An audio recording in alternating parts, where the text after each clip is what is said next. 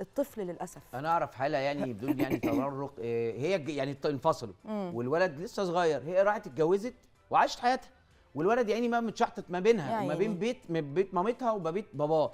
بابا ايه بيحبه جدا، عايز يتجوز، بتبوظ له جوازته. شفت بقى انك شرانيين؟ يعني انت عايزه، طب هي تصدق راحت اتجوزت تعمل وشافت كده؟ حياتها.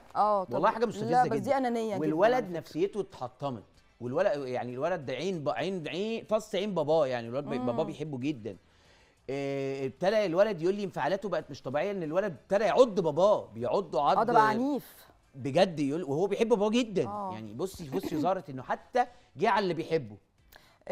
بص انا لما كنا بنقعد في او بقعد في اي كافيه على فكره، بقعد اسمع يعني، حتى والله مش بتصنط ولا حاجه، بس الترابيزات بتبقى جنب بعض، بقعد اسمع في الكافيهات. لا انت بتتصنطي، انت مالك التصنط قاعده في الكافيه، انت هتقولي ايه ده بتطلع عليا سمعه؟ انت هتقولي لي ده انا هربت منك وقعدت على الكنبه.